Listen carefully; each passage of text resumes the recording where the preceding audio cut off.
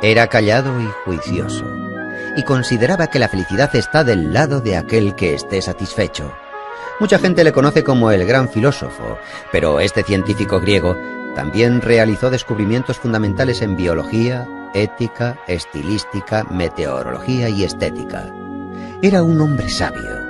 Aristóteles confiaba en la virtud de la mente humana, ya que estaba inspirada en una realidad cognitiva, la cual existe de una forma independiente a los deseos y opiniones humanas.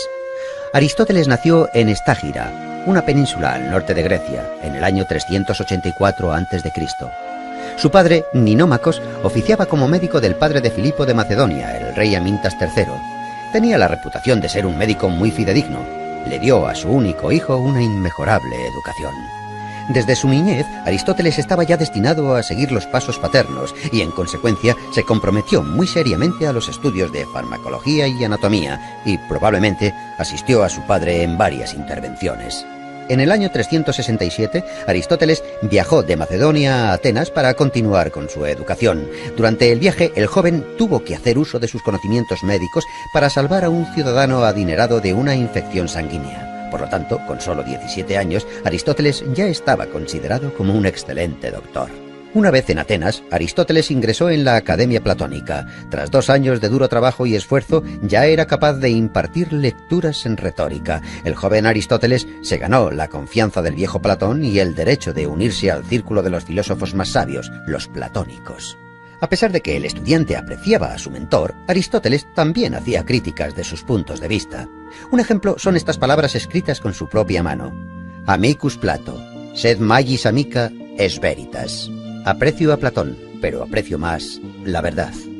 Tras 20 años de impartir clases en la Academia de Platón, Aristóteles creó escritos sobre lógica, física, retórica y escribió tratados sobre la vida y el alma. En el año 347, cuando muere Platón, Aristóteles se traslada a Tárnea, en Asia Menor, pues allí se encontraba otro pupilo de Platón, Hermias. Una vez allí, el filósofo le ofrece su amistad desinteresada y su ayuda como consejero político. Aristóteles dijo: la amistad es lo más necesario en la vida, puesto que nadie podría vivir sin amigos, incluso aunque sea el más dichoso. Aristóteles residió plácidamente durante 3 años en el reino de Hermias, pero cuando éste murió, regresó a Macedonia. Con 40 años, Aristóteles tuvo una calurosa bienvenida en Macedonia. Filipo de Macedonia disfrutaba las conversaciones intelectuales del filósofo y le propuso hacerse responsable de la tutoría de su hijo, el futuro Alejandro Magno. Durante los próximos 8 años, Aristóteles fue el profesor del que sería el futuro conquistador Alejandro Magno. Ciertos históricos han llegado a observar que, sin las nociones éticas, físicas y lógicas que Aristóteles le inculcó, Alejandro no hubiera desarrollado esa habilidad de estratega militar. En el año 335, cuando el gran Alejandro ascendió al trono y comenzó con sus conquistas, propuso a Aristóteles crear unas crónicas que narrasen todas sus gloriosas victorias. Este se negó. El filósofo prefería las actividades pedagógicas y meditar tranquilamente en el seno de la naturaleza en vez de las campañas militares. Antes de cumplir los 50 años, regresó a Atenas para formar su propia escuela filosófica. La escuela aristotélica estaba cerca del santuario de Apolo Licio, y en su honor la escuela se llamaría Liceo. Para enseñar filosofía, retórica y lógica a sus alumnos, Aristóteles rechazaba los métodos tradicionales y les inculcaba la filosofía a través de discusiones mientras caminaba con ellos por el jardín. A la escuela también se le denominaba con el nombre de perípatos, una especie de galería cubierta donde se discutía y se paseaba. Aparte de la filosofía, en la escuela también se creaban físicos, históricos, astrónomos y geógrafos. Aristóteles les decía a sus pupilos: para tener éxito hay que seguir a los que se tiene delante y no esperar a los que se tiene detrás. Junto con algunos de sus alumnos, Aristóteles realizó varios descubrimientos en diferentes ciencias que crearon la base para investigaciones más avanzadas en siglos posteriores. Estaba muy en contacto con la filosofía de la naturaleza y así la clasificó en el mundo inorgánico, las plantas, los animales y los humanos. En política creó la reforma constitucional y el Estado sistemático. Él consideraba que la monarquía, la aristocracia y la democracia moderada eran la mejor opción. En la estética, Aristóteles introdujo el concepto de la catarsis, la clarificación del espíritu humano. Pero en el año 323, tras la muerte de Alejandro Magno, la posición social de Aristóteles se vio en peligro. En Atenas se sostenían las órdenes de los macedonios y, en consecuencia, la ciudad se vio inmersa en una reacción antimacedónica. Cuando Aristóteles tenía 60 años, bajo el conocimiento de que Alejandro había seguido las pautas científicas de Aristóteles, los atenienses exiliaron al sabio fuera de Atenas. El gran filósofo pasó el resto de sus días en la isla de Calcis, en Eubea. Murió en el año 322 a la edad de 62 años. En los trabajos de Aristóteles se concentran todos los conocimientos y experiencias griegas. Han pasado los siglos y al final, en el siglo XX, la República griega acuñó sus monedas con el rostro del sabio Aristóteles impreso en ellas, junto con una de sus frases. Todo hombre, por naturaleza, tiene aspiración al conocimiento.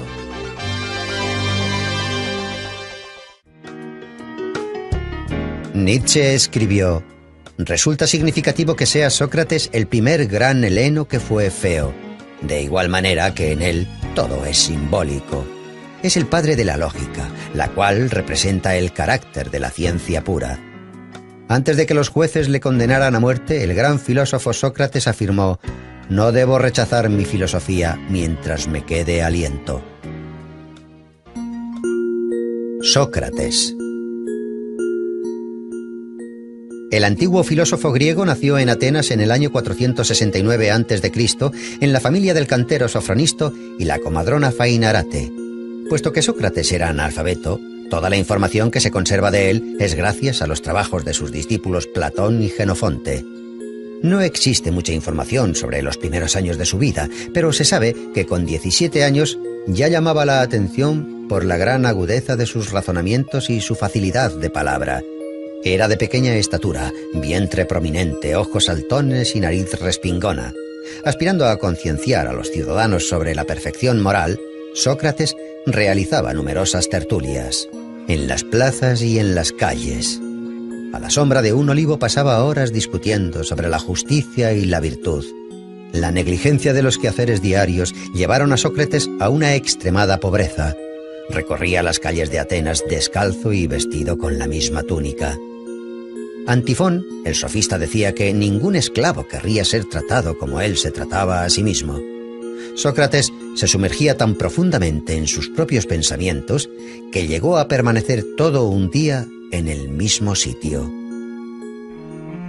Aunque con el comienzo de la guerra del Peloponeso, cuando el peligro amenazó a su ciudad natal, Sócrates luchó valientemente por la protección de Atenas.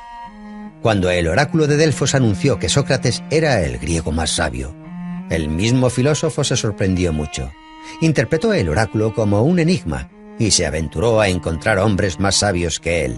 Acudió a los sofistas, quienes ejercían la profesión de enseñar la sabiduría. Fingiendo ser un ignorante, Sócrates preguntaba humildemente a los sabios de Atenas sus conocimientos sobre el bien, la belleza y la virtud. Después, con una agilidad irónica espléndida, les hacía notar sus propios errores. Su mérito más grande fue crear un método inductivo que le permitía llevar a sus alumnos a la solución de los problemas que se le planteaban, por medio de hábiles preguntas, cuya lógica iluminaba el entendimiento. Inspirado por cómo su madre ayudaba a traer niños al mundo, él creó el método denominado como mayéutica. Sócrates llegó a la conclusión de que realmente era el griego más sabio, por el mero hecho de que él, a diferencia de los demás, era consciente de su ignorancia. Solo sé que no sé nada. Sócrates pensaba que los dioses le habían encomendado la misión de impedir que los ciudadanos cayeran en la hibernación espiritual, y actuaba como una avispa que incordia a un caballo. De hecho, ese fue el apodo por el que le conocían, la avispa ateniense. Sócrates intentaba comprender y formular principios morales que fuesen uniformes para todo el mundo. Solo hay un bien, es el conocimiento. Solo hay un mal, es la ignorancia, decía Sócrates. Insistía en impartir una educación a los jóvenes en la que no solamente los padres, sino también los poetas y los filósofos deberían comprometerse. Los ciudadanos atenienses se quejaban de que parecía que perdían el control de sus hijos, porque el astuto filósofo les estaba arrebatando el afecto de sus niños. Aristófanes describe esta situación en su comedia Las nubes. Cuando un joven le preguntó a Sócrates si era necesario casarse, Sócrates le contestó: «Haz lo que desees, te arrepentirás de todas formas». El propio Sócrates, a la edad de 40 años, contrajo matrimonio con una joven de 19 años. Ella se llamaba Xantipa. Se la conocía por su escandaloso temperamento. No obstante, Sócrates, con pleno dominio de sí mismo, aguantaba a su insensata esposa con su calmada filosofía. Tras la larga guerra del Peloponeso, Atenas cayó en las manos de Criteas, un tirano espartano y un antiguo discípulo de Sócrates. A pesar de que Sócrates nunca había colaborado con tiranos de ninguna clase, el filósofo fue acusado por no reconocer a los dioses atenienses y por corromper a la juventud. Con 70 años, cuando se presentó ante el tribunal, el viejo filósofo probó a través de construcciones lógicas que no debería ser sometido a juicio, sino ser honrado como el benefactor de la sociedad e instructor espiritual. Los jueces se enfurecieron y fue declarado culpable de todos los cargos y condenado a muerte. Aguardando a la ejecución, Sócrates pasó su último mes de vida en la cárcel hablando de filosofía con sus compañeros, tratando temas como la inmortalidad del alma. Antes de la ejecución, su amigo Crito le había facilitado una salida para escapar de Atenas, pero Sócrates la rechazó porque creía que había que cumplir las leyes aunque fueran injustas. Cuando llegó el día, Sócrates bebió la cicuta sereno y callado. Sus últimas palabras fueron: «Crito, le debo una gallina a Asclepios». En aquellos tiempos, cuando un paciente se recuperaba, se sacrificaba una gallina a Asclepios, el dios de la medicina. Esas palabras reflejan que la muerte del cuerpo simboliza la recuperación del alma.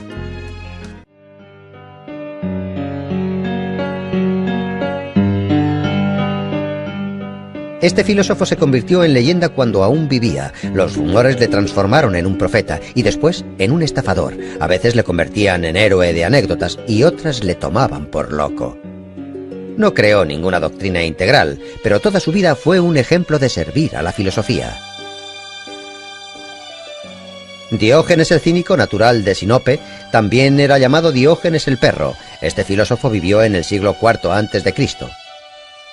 Se sabe que su padre era acuñador de moneda y toda su familia provenía de Sinope, territorio de la Turquía actual.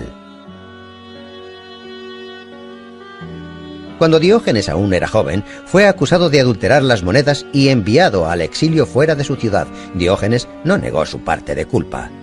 Pero ¿cuáles eran las razones por las que un joven de familia adinerada actuaba así?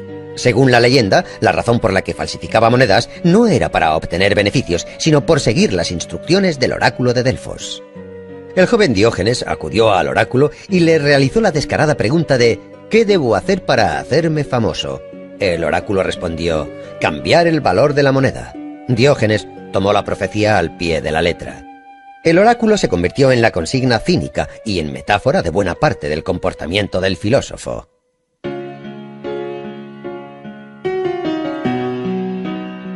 Expulsado de su Sinope natal, Diógenes viajó a Atenas, donde conoció al filósofo griego Artístenes, fundador del cinismo.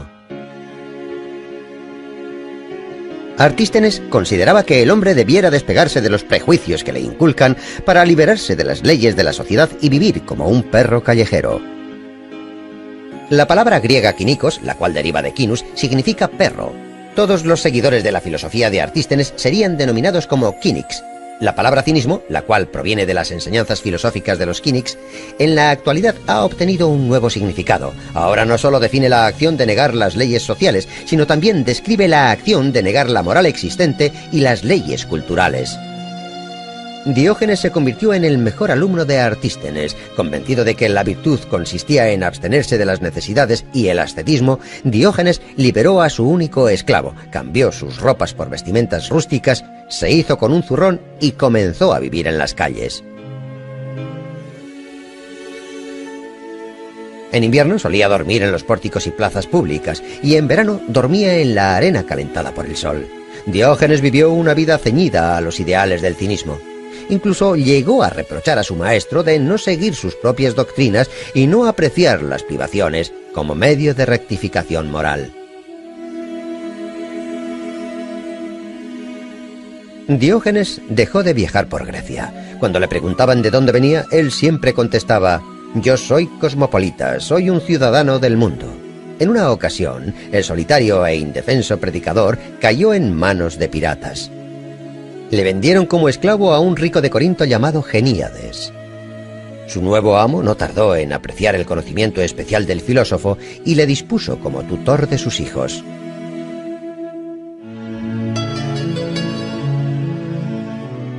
A pesar de todas las penurias que tuvo que vivir, Diógenes siempre fue fiel a su filosofía cínica. Continuó como esclavo hasta el día de su muerte, pero ya que apreciaba su libertad interior, eso nunca le hizo infeliz. Diógenes llegó al extremo de su ascetismo. En una ocasión, tras ver a un niño beber del cuenco de sus manos, destruyó el cuenco de madera que era su única posesión, además de su capa, su zurrón y su báculo. El filósofo pensaba que el hombre no necesitaba nada personal porque todo lo necesario se daba en el nacimiento. El filósofo conocido como Diógenes el perro se comportaba como un animal descarriado. Rechazaba las leyes públicas y retaba las tradiciones ya establecidas. También se cuenta que el filósofo vivía en un barril y que los días soleados caminaba con una antorcha. Cuando le preguntaban la razón de esto, él contestaba: «Estoy buscando a un hombre honesto». La gente siempre le decía: «Diógenes, ya eres demasiado mayor. Es el momento de que te calmes». Pero el filósofo contestaba: «Ya casi he terminado. Ahora es el momento de correr, no de pararse». Su peculiar estilo de vida, su extrema agudeza y su irresistible energía hicieron del filósofo una leyenda de la antigua Grecia. De las muchas anécdotas de Diógenes, hay una que cuenta que Alejandro Magno en persona acudió a ver al filósofo. Alejandro Magno encontró al filósofo descansando en un ciprés cerca de Corinto. El omnipotente Alejandro se dirigió a Diógenes diciendo: «Puedes pedirme todo lo que desees». Entonces, la lengua afilada de Diógenes respondió: «Deseo que te apartes, me estás tapando el sol».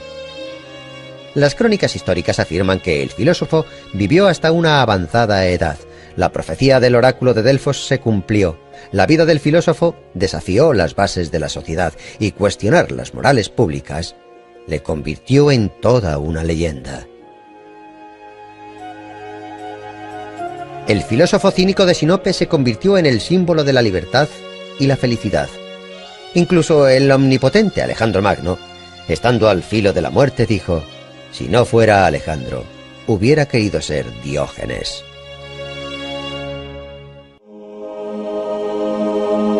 La escuela fundada por este antiguo filósofo se convirtió en un prototipo de la educación superior moderna. Los contemporáneos le denominaban el Maestro Divino. En sus obras se habla de una sociedad ideal y una inmortalidad del alma. El antiguo pensador griego Platón decía que el tiempo es una constancia similar a la eternidad. Nació en el año 427 a.C. en una familia aristocrática ateniense. Por descendencia paterna, Platón pertenecía a los zares de Ática. Por parte materna, el sabio descendía del conocido legislador ateniense Solón. Su nombre de nacimiento fue Aristócles. El joven Aristócles era de constitución fuerte y de hombros anchos. Por ello, le apodaron Platón, el de los hombros anchos. Su apodo se conocería a lo largo de la historia. Platón obtuvo una educación aristocrática en su juventud. Escribió versos y tragedias, estudió las obras de filósofos de épocas pasadas y además componía música y también dibujaba. Era un excelente gimnasta. Dominaba la equitación, luchaba en combates individuales e incluso ganó numerosas competiciones por ello. Pero a pesar de su versátil educación, el joven era extremadamente tímido y prefería los empleos solitarios antes que dialogar con sus contemporáneos. A los 20 años, el joven Platón ya era considerado como uno de los ciudadanos más prometedores de Atenas. Poseía una brillante carrera política por delante, pero su destino le reservaba algo diferente. En el año 407 a.C., el joven aristócrata conoce a Sócrates, el filósofo que rondaba las calles atenienses. Vestía ropas viejas y harapientas, caminaba descalzo y siempre estaba rodeado de pupilos y de oyentes atónitos ante sus palabras. Sócrates ofrecía discursos interminables sobre la idea del bien y a nuestros ojos podría parecer un loco que desvariaba. pero Sócrates revolucionó la mente del joven Platón. Influenciado por las teorías del viejo filósofo, el joven, al que le esperaba una brillante carrera política, perdió todo su interés respecto a los ideales públicos y políticos. Platón comprendió entonces que una sociedad basada en tales ideales estaba condenada a la destrucción y para rescatarla había que buscar una manera nueva de hacer las cosas. En el año 399, la trágica muerte de Sócrates obligó a Platón a dejar Atenas. Pasó 12 años de su vida viajando por Grecia y el sur de Italia. Participó en la guerra de Corinto. En Sicilia fue capturado y convertido en esclavo, pero uno de sus amigos le liberó.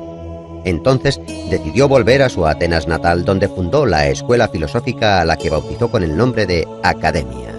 Esta se convirtió en la escuela más famosa de toda la antigüedad clásica y permaneció abierta durante cientos de años, hasta que, en el año 529 después de Cristo, el emperador romano Justiniano I cerró sus puertas para siempre. La filosofía de Platón cambió la antigua representación del mundo. Sus teorías sobre los comienzos individuales del mundo y sobre la inmortalidad del alma se convirtieron en un prototipo de la religión cristiana. Platón comparaba el alma humana con una cuadriga, donde caballos blancos y negros tiraban de ella, los comienzos nobles y malvados del hombre. El ecuestre, que maneja la cuadriga, es la razón. Cuando el ecuestre domina los caballos negros, el comienzo del alma, el alma puede crecer hasta asimilarse a la de los dioses. Uno de los temas centrales en la filosofía de Platón, el cual se expone detalladamente en su obra República, es la estructura ideal de la sociedad y el Estado. Platón confiaba en la realización y en la encarnación de sus ideas. Para esa misma causa, a los 61 años Platón emprendió un viaje a Sicilia. Dionisio I, el tirano de Siracusa, alababa la filosofía de Platón e invitó al filósofo a llevar a cabo las reformas deseadas. Platón esperaba poder transformar Siracusa en un estado ideal, pero al verse envuelto en varios juicios, el filósofo tuvo que dejar la ciudad. No obstante, la decepción de Platón no fue extrema. 5 años más tarde regresó a Sicilia e intentó realizar su tan ansiada transformación de nuevo. Tampoco tuvo éxito esta vez. Tras este fracaso, Platón no volvió a abandonar su Atenas natal. Dedicó su vida a la academia. El filósofo murió en el año 347 a.C., dejando tras de sí una amplia herencia de escritos. Obras de Platón fueron transformadas en diálogos. A pesar de los años, estas obras siguen despertando el interés de las mentes científicas. La leyenda griega más conocida, escrita por Platón, fue el mito de Atlantis, una isla fértil, poblada y con una civilización avanzada. Como consecuencia de un cataclismo desconocido, probablemente un terremoto, Atlantis se sumergió en las aguas.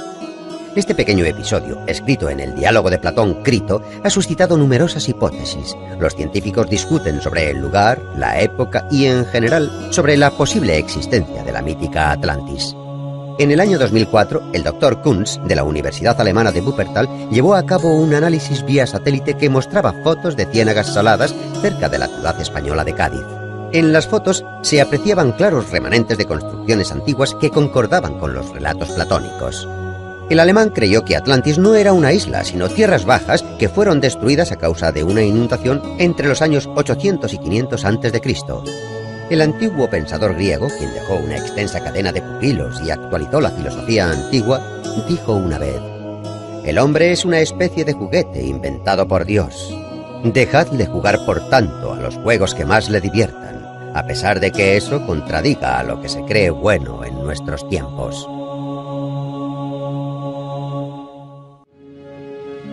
Hoy en día sus tragedias tienen el mismo éxito que en el siglo V a.C., aunque en su época sus obras provocaban el enfado de los espectadores y los competidores poéticos. ¿Cómo se atreve ese insolente poeta a alterar las tradiciones más fundamentales? Puede que esta sea la razón por la cual los historiadores que trabajaron en la biografía del poeta lo hicieran de tal forma que tantos siglos después es complicado diferenciar entre los datos falsos y los verdaderos que rodean la vida del dramaturgo. Una cosa está clara: a pesar de todo el peso de las innumerables críticas, Eurípides está reconocido como uno de los mejores poetas trágicos griegos. Los antiguos historiadores adoraban encontrar vínculos extraordinarios en los acontecimientos históricos. Solían afirmar que Eurípides nació el día de la gran victoria de los griegos sobre los persas en una isla cercana a Salamina. Por ello, el autor estaba destinado a alcanzar la gloria. Existen otras teorías que apuntan que el dramaturgo nació unos años más tarde, en el 484 a.C., y que el hecho de que se convirtiese en uno de los mejores autores de su época fue por méritos propios. Los poetas atenienses y contemporáneos de Eurípides no tenían por costumbre elogiar los poemas de otros. En esa época las críticas se reducían a banales comentarios. En el campo de las batallas literarias, los enemigos de Eurípides le atribuían sangre humilde y defectos físicos y mentales. Cuenta una leyenda que el autor sentía un odio inmenso por las artes y por las mujeres. Pero un siglo más tarde, Aristóteles afirmó que Eurípides era el mejor poeta trágico de todos sus contemporáneos. 5 siglos más tarde, Eurípides fue nombrado el pensador que prefería la soledad de la orilla del mar antes que las concurridas calles de la ciudad. Los visitantes que acuden a Salamina aún pueden contemplar las cuevas donde Eurípides componía sus tragedias.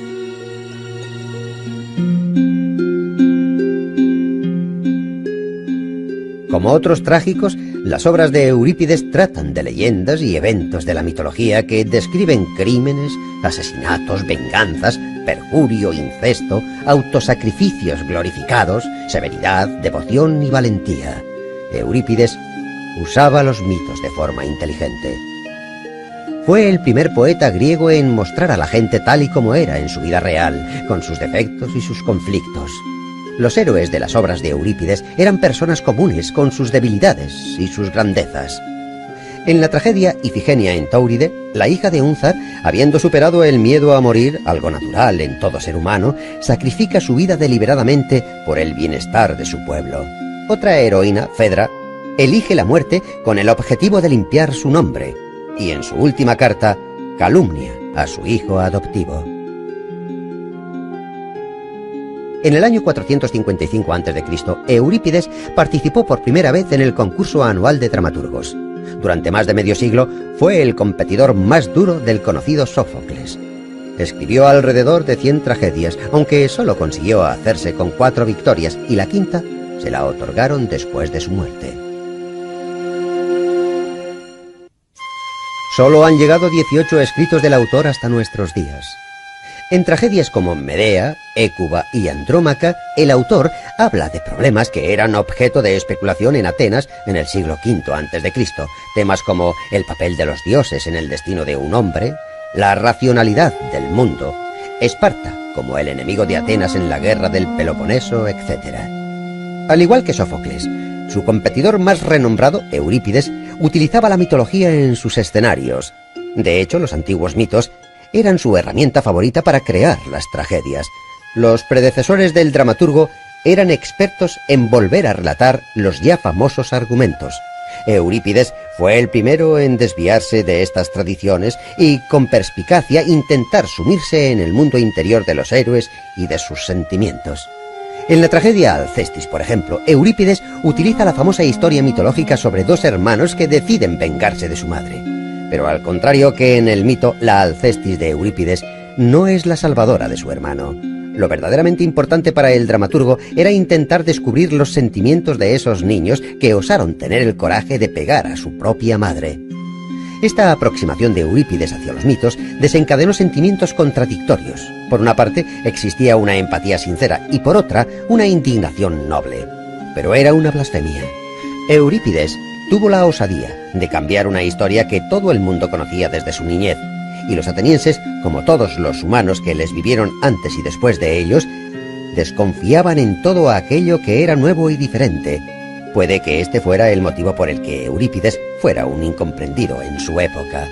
Es posible que esa fuese la razón de que abandonara Atenas en el año 408 a.C. para pasar el resto de sus días en Macedonia y trabajar en la corte de Arquelao como poeta y escritor. Allí, en Macedonia, entre los años 407 y 406 a.C., Eurípides falleció en las líneas de una triste primavera que podrían formar un epitafio. No debe lamentarse la muerte, debe lamentarse la vida destinada a la lucha y a una vida miserable.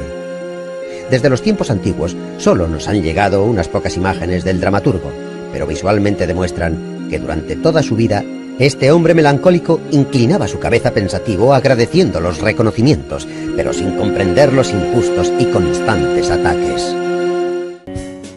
Antes de que se implicase en el estudio de las ciencias, la historia parecía un mito. Su propia vida parece una leyenda.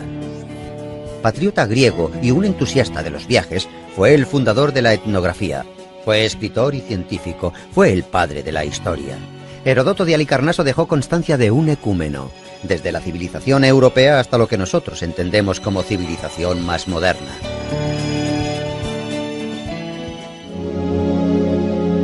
Heródoto, el futuro historiador, nació en el año 284 a.C. en el seno de una familia rica y noble en Halicarnaso, una colonia griega situada en Asia Menor.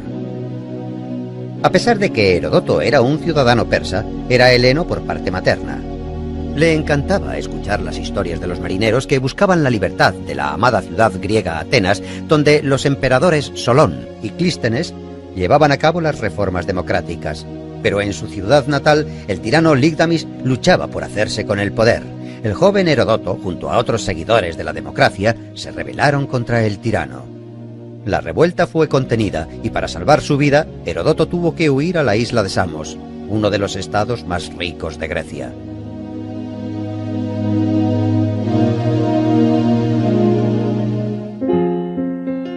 En el año 464 a.C., cuando Heródoto cumplió los 20 años, dejó la isla griega para viajar de país en país y dirigirse al este. Viajó por tierra y mar y visitó lugares como Fenicia, Siria, Macedonia, Delfos y Atenas. Heródoto de Halicarnaso resultó ser un viajero inquisitivo y emprendedor.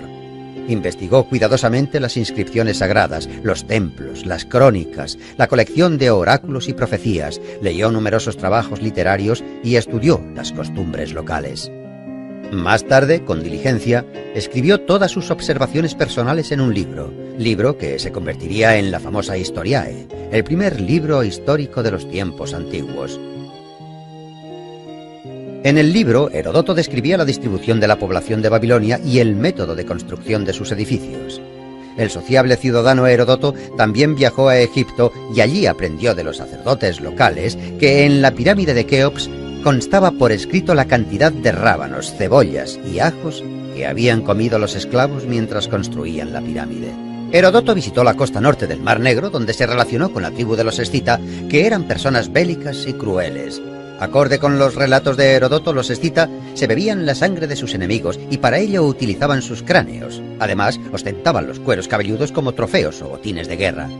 Las descripciones sobre la vida de los escita que Heródoto escribió fueron más tarde verificadas por investigaciones arqueológicas que encontraron restos sepulcrales de la tribu en el sur de Rusia y en Ucrania. Las anotaciones de los 10 años que Heródoto de Halicarnaso había recopilado durante sus viajes se convirtió en una grandiosa obra que nunca fue titulada. No obstante, muchos historiadores creen que la obra fue titulada Historiae, que significaba investigación y desarrollo en el griego antiguo. 330 años después, en el siglo II a.C., científicos de Alejandría dividieron la composición de Heródoto en 9 tomos y los dedicaron a las 9 musas. El primer libro, por ejemplo, fue titulado Clío. La guerra de los griegos contra el imperio persa era el principal argumento de esta gran obra. Heródoto fue contemporáneo de estos sucesos. El historiador admiraba el coraje de los griegos y quería narrar para futuras generaciones las batallas que los griegos y persas soportaron durante 50 años. Más de la mitad de la obra se refiere a los antecedentes de las guerras médicas y el resto a la propia contienda. Fue una de las primeras obras escritas en prosa griega que muestra digresiones históricas, etnográficas y geográficas, así como las tradiciones, las religiones y la vida en Asia Menor. En el año 443 a.C., cuando la guerra entre griegos y persas llegó a su fin, Heródoto viajó al sur de Italia con el fin de encontrar una colonia llamada Turios. Finalmente, a la edad de 40 años, a Heródoto se le llamaba Turio, por haber ayudado a fundar esta colonia. Los investigadores opinan que este lugar fue su último cobijo. Pero no se puede excluir la posibilidad de que al final de su vida, Heródoto dejase Turio para volver a Atenas. No se conoce demasiado sobre los últimos años del historiador.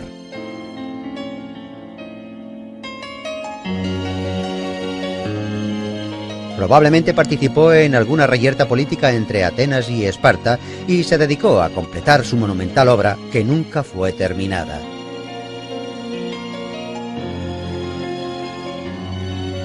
Los relatos de Historiae se detienen en el año 478, en la descripción de una cercana aldea llamada Sesta. Heródoto vivió alrededor de 60 años y murió cerca del año 425 a.C. 4 siglos más tarde, el orador romano Cicerón hablaba de Heródoto como el padre de la historia.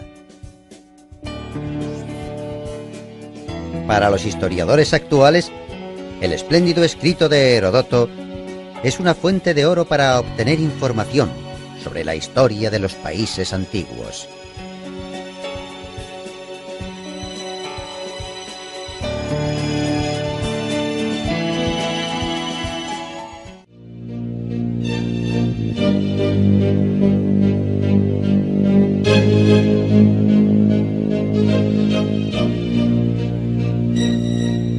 Sus contemporáneos escribieron: tuvo una vida larga y feliz, creó infinidad de tragedias preciosas y murió sin conocer la desgracia.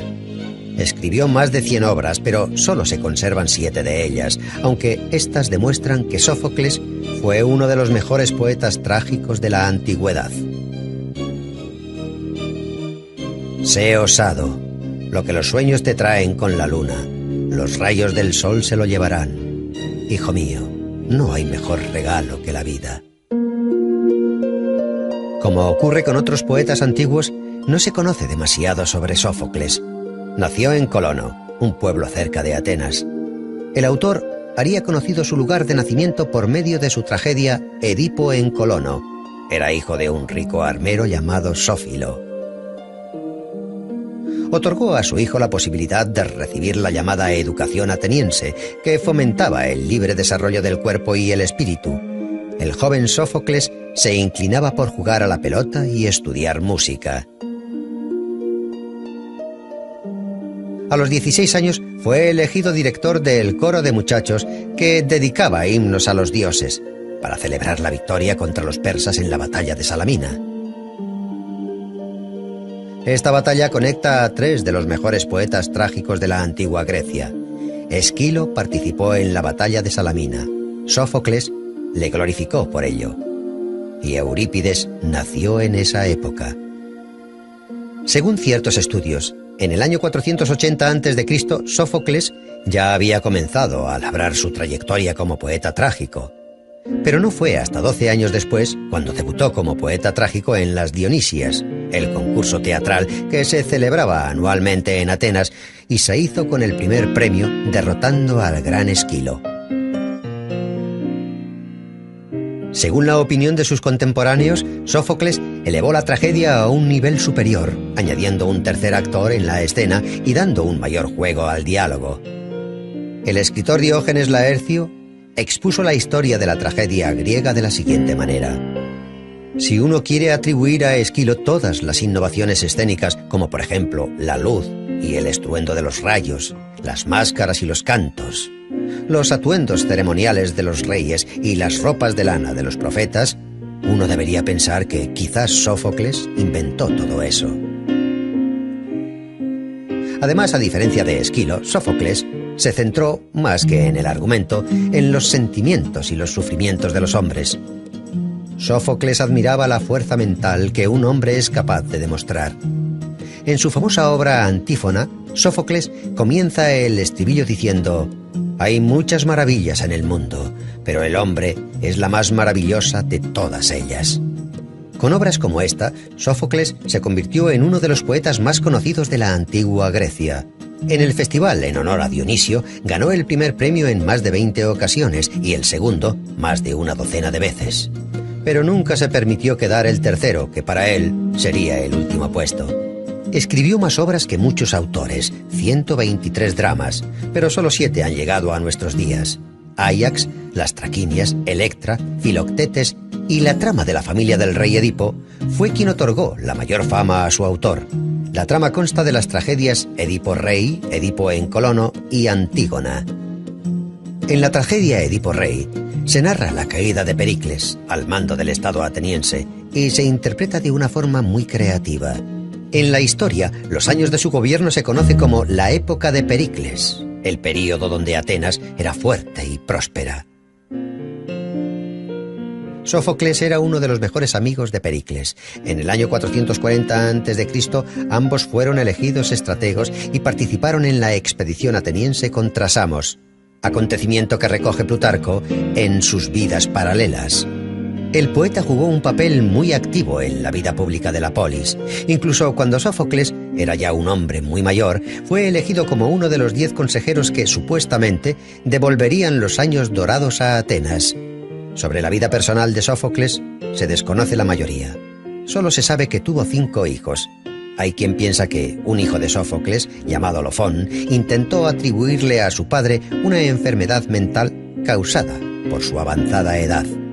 El poeta dijo ante el tribunal: «Si estoy loco, no soy Sófocles. Si soy Sófocles, no estoy loco». Y a continuación recitó el comienzo de la tragedia de Edipo en Colono. Con admiración, el jurado se percató de que en efecto se trataba de Sófocles y por lo tanto no podía estar loco. La tragedia de Edipo en Colono fue llevada al escenario por su nieto, también llamado Sófocles. La representación tuvo lugar justo después de que, con 90 años, su abuelo Sófocles falleciera. Sófocles también era conocido por su afán a la religión. Según algunos historiadores, antes de que el templo para Asclepios, dios de la medicina, fuera construido en Atenas, Sófocles adoraba al dios en su propia casa. En su tragedia, un hombre antes de morir conoce a las Parcas. En uno de los fragmentos que se conservan, Sófocles advertía: «El hombre ha de admirar y valorar el júbilo de hoy. Los dioses cubrirán el mañana con mantos grises y oscuros».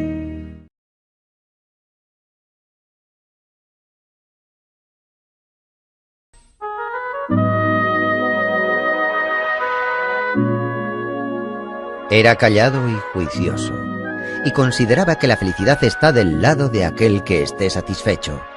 Mucha gente le conoce como el gran filósofo, pero este científico griego también realizó descubrimientos fundamentales en biología, ética, estilística, meteorología y estética. Era un hombre sabio. Aristóteles confiaba en la virtud de la mente humana, ya que estaba inspirada en una realidad cognitiva, la cual existe de una forma independiente a los deseos y opiniones humanas. Aristóteles nació en Estágira, una península al norte de Grecia, en el año 384 a.C. Su padre, Ninómacos, oficiaba como médico del padre de Filipo de Macedonia, el rey Amintas III. Tenía la reputación de ser un médico muy fidedigno. Le dio a su único hijo una inmejorable educación. Desde su niñez, Aristóteles estaba ya destinado a seguir los pasos paternos y, en consecuencia, se comprometió muy seriamente a los estudios de farmacología y anatomía y, probablemente, asistió a su padre en varias intervenciones. En el año 367, Aristóteles viajó de Macedonia a Atenas para continuar con su educación. Durante el viaje, el joven tuvo que hacer uso de sus conocimientos médicos para salvar a un ciudadano adinerado de una infección sanguínea. Por lo tanto, con solo 17 años, Aristóteles ya estaba considerado como un excelente doctor. Una vez en Atenas, Aristóteles ingresó en la Academia Platónica. Tras 2 años de duro trabajo y esfuerzo, ya era capaz de impartirle la Ilia del cantero Sofronisto y la comadrona Fainarate. Puesto que Sócrates era analfabeto, toda la información que se conserva de él es gracias a los trabajos de sus discípulos Platón y Jenofonte. No existe mucha información sobre los primeros años de su vida, pero se sabe que con 17 años ya llamaba la atención por la gran agudeza de sus razonamientos y su facilidad de palabra. Era de pequeña estatura, vientre prominente, ojos saltones y nariz respingona. Aspirando a concienciar a los ciudadanos sobre la perfección moral, Sócrates realizaba numerosas tertulias, en las plazas y en las calles. A la sombra de un olivo pasaba horas discutiendo sobre la justicia y la virtud. La negligencia de los quehaceres diarios llevaron a Sócrates a una extremada pobreza.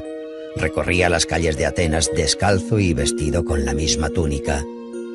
Antifón, el sofista, decía que ningún esclavo querría ser tratado como él se trataba a sí mismo.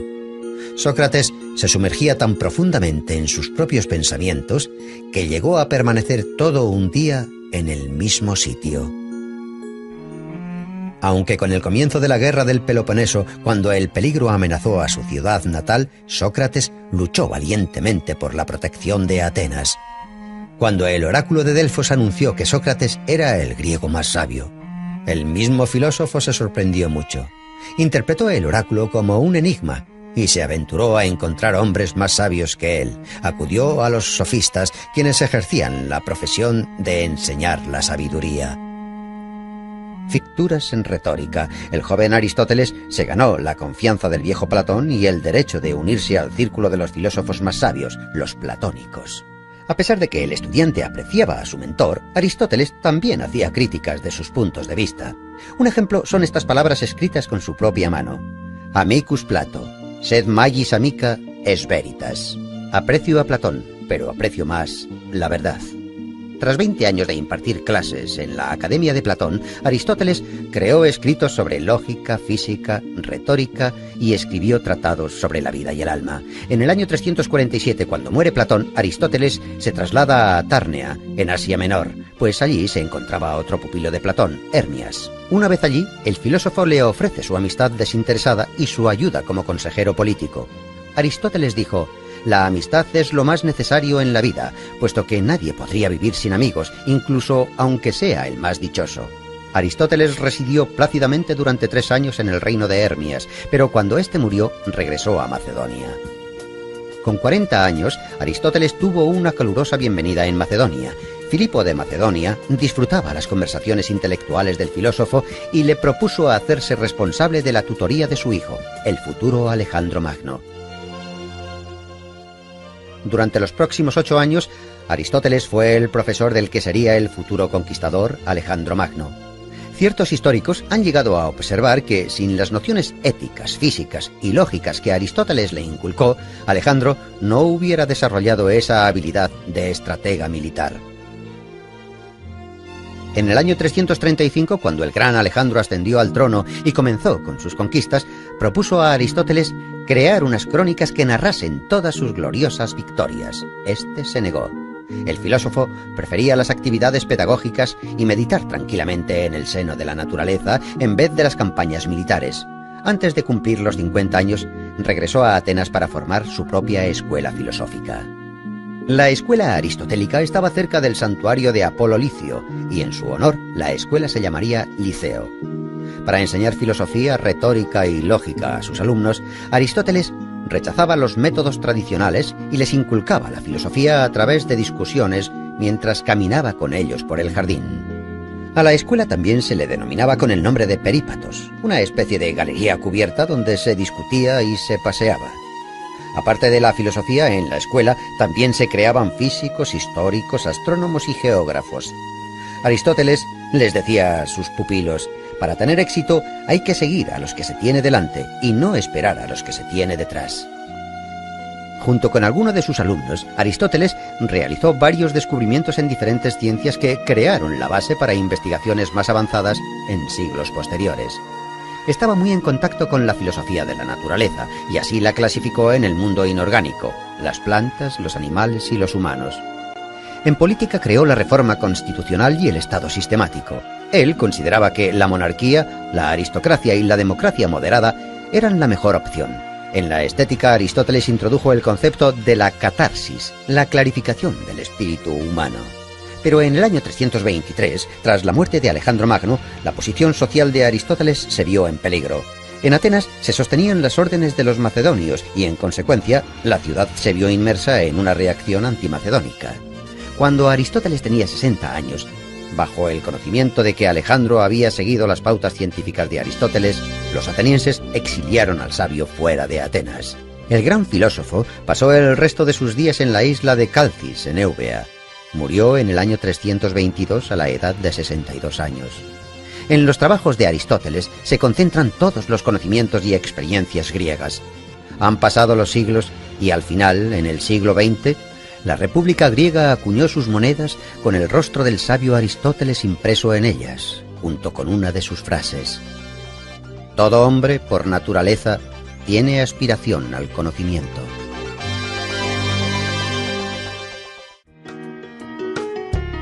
Nietzsche escribió: Resulta significativo que sea Sócrates el primer gran heleno que fue feo, de igual manera que en él todo es simbólico. Es el padre de la lógica, la cual representa el carácter de la ciencia pura. Antes de que los jueces le condenaran a muerte, el gran filósofo Sócrates afirmó: «No debo rechazar mi filosofía mientras me quede aliento». Sócrates. El antiguo filósofo griego nació en Atenas en el año 469 a.C. en la familia